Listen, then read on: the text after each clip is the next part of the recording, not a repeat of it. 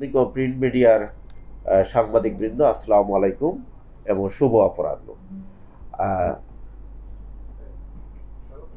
উত্তরা বিভাগে তুরাগ থানার একটি ক্লুলেস হত্যা মামলার রহস্য উদ্ঘাটন এবং আসামি গ্রেপ্তার প্রসঙ্গে আজকের এই যে প্রেস ব্রিফিং আপনাদের সকলকে স্বাগত জানাচ্ছি।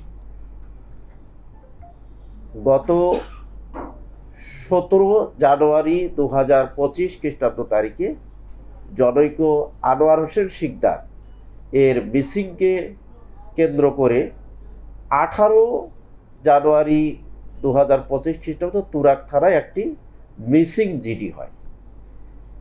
এই জিডি তদন্তের এক পর্যায়ে আমরা জানতে পারি যে জনৈক আনোয়ার হোসেন উনি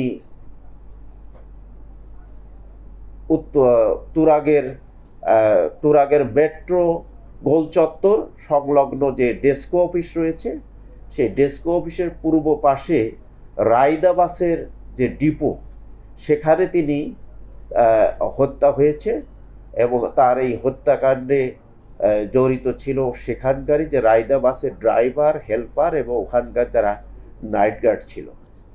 তো এই যে জিডি তদন্তের ধারাবাহিকতায় আমরা জানতে পারি যে জনৈক আনোয়ার হোসেন তিনি উত্তরা 7 নম্বর সেক্টরে 26 নম্বর 14 নম্বর বাসায় থাকতেন। তিনি তার বাড়ি হচ্ছে ওই বরিশাল সদরে। তিনি ঘটনা দিন অর্থাৎ 17 জানুয়ারি 2025 খ্রিস্টাব্দ সকালে 9টার দিকে তিনি বাসা থেকে বেরিয়ে আসেন। বাসা থেকে বেরিয়ে তিনি এই যে বাস ডিপো, রায়দা বাসের বাস ডিপো, তিনি এই বাসটি অপারেশন করতেন। তিনি এই কিছু বাসের তিনি মালিকও ছিলেন এবং ডিপোতে তিনি পরিচালনা করতেন। তো তিনি চলে আসেন সেখানে 11টার দিকে, সকাল 11টার দিকে তার এই হত্যাকাণ্ডের এই ঘটনাটি ঘটে।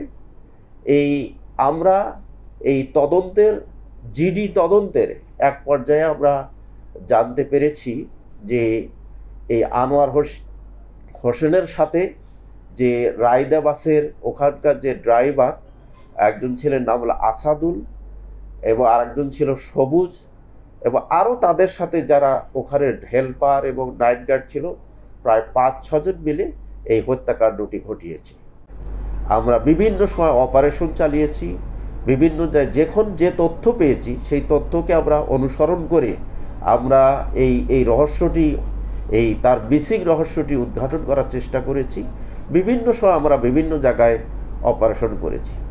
শেষ পর্যায়ে গত 25 মে 2025 খ্রিস্টাব্দ তারিখে আমরা জানতে পারি যে এই হত্যাকাণ্ডে যারা জড়িত ছিল আসাদুলের সাথে ছিল আপনার সাজ্জাদ, তার সাথে ছিল সবুজ, তার সাথে ছিল আপনার শাকিল, তার সাথে ছিল আপনার কালাম এবং আসাদুলের একজন ভাগ্নের নাম, আমরা নামটা জানতে পারিনি।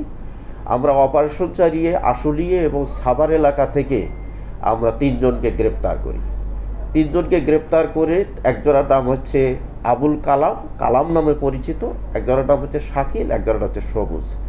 এরা রায়দা বাসের ড্রাইভার, হেল্পার এবং নাইট গার্ডও গিরিও ওখানে করেছে। তাদেরকে ব্যাপক জিজ্ঞাসাবাদে আমরা জানতে পেরেছি তারা এই হত্যার সাথে জড়িত। তারা স্বীকার করেছে নিজেদেরকে জড়িত করে, নিজেদের দোষ স্বীকার করে যে তারা এই আনোয়ার হোসেনকে হত্যা করেছে। তারা জানিয়েছে আমাদের যে এই হত্যায় মূল পরিকল্পনাকারী হচ্ছে আসাদুল এবং সবুজ, এবং আসাদুল এখানে মেইন ভূমিকাটা পালন করেছে। তো এই ঘটনাটি ঘটেছে কিভাবে আমরা তাদেরকে জিজ্ঞাসাবাদে জানতে পেরেছি যে ঘটনাটি ঘটেছে যে জনৈক আনোয়ার হোসেন তিনি এই রায়দা বাসকে ক্রয় বিক্রয় এবং অর্থ দেনা পাওনা নিয়ে তাদের মধ্যে বিরোধ হয়। জনৈক আনোয়ার হোসেন একটি বাস আসাদুলের কাছে বিক্রি করে 18 লক্ষ টাকায়, এই প্রতি মাসে 50,000 করে টাকা দেওয়ার কিস্তিতে। কিন্তু এভাবে আসাদুল প্রায় 12 লক্ষ টাকা পরিশোধ করেছে। শেষ পর্যায়ে এসে জনক আনোয়ার হোসেন যিনি হত্যাকাণ্ডের শিকার হয়েছেন, আনোয়ার হোসেন শিকদার, তিনি একটা ডেডলাইন দিয়েছেন যে 17ই জানুয়ারি 2025 তাকে টাকা দিয়ে দিতে হবে, বাকি টাকা বাসের। যদি না দিতে পারে তাহলে তার বাসটি সে নিয়ে নেবে এবং তার যে আগে 12 লক্ষ টাকা দেওয়া আছে এই 12 লক্ষ টাকা ফরফিট হয়ে যাবে। নাইট গার্ড ছিল এবং সে বাসও চালাইতো, সেও 2.5 লক্ষ টাকা ইয়ার কাছ থেকে, আনোয়ার হোসেনের কাছ থেকে ধার নিয়েছিল। ধার নিলে সে ওই সুদ দিতে, ইন্টারেস্ট দিতে দিতে সেও বলেছে যে 14 লক্ষ টাকা আমি দিয়ে দিয়েছি তাকে, কিন্তু আমার আর এই 2.5 লক্ষ টাকার আর দেনা শেষ হয় না। সে কারণ তারও ওইটা কথা ছিল যে এই টাকাটা দেওয়ার জন্য তাকে খুব প্রেশার পেয়েছিল।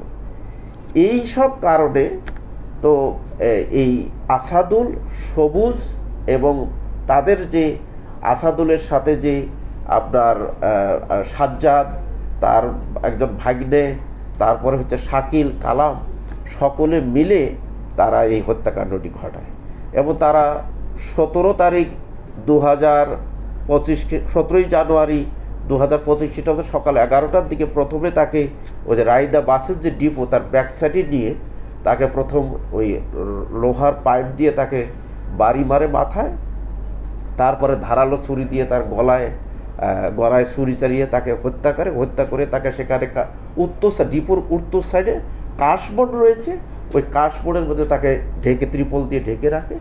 এবং রাত প্রায় 12টার পরে তারা ওখানে যে টিনের বেড়া, এই বাস ডিপোর উত্তর সাইডে টিনের বেড়া রয়েছে, ওখানে একটু ঝোপঝাড় কলার বাগান রয়েছে, বেশি বড় না, সেখানে তারা মাটি ঘুরে তাকে মাটি চাপা দিয়ে রাখে তার এই এই এই আপনার সাক্ষ্য প্রমাণ লোপাটের উদ্দেশ্যে। তো আমরা গতকাল যখন এই 3জনকে 25 তারিখ রাতে যখন 3জনকে অপারেশন চালিয়ে আমরা গ্রেপ্তার করার পর তাদের জিজ্ঞাসাবাদে তারা পরের দিন তাদের দেখানো মতে আমরা এই মাটি খুঁড়ে এই লাশ উত্তোলন করি। লাশ উত্তোলন করলে তার যে ছেলে এবং ভাই দেলোয়ার হোসেন, এই ভিকটিম আনোয়ার হোসেন শিকদারের ভাই দেলোয়ার হোসেন, তার ছেলে এবং তার অন্যান্য আত্মীয় স্বজন সে লাশকে শনাক্ত করে। আমরা এই লাশের সুরুথাল করেছি।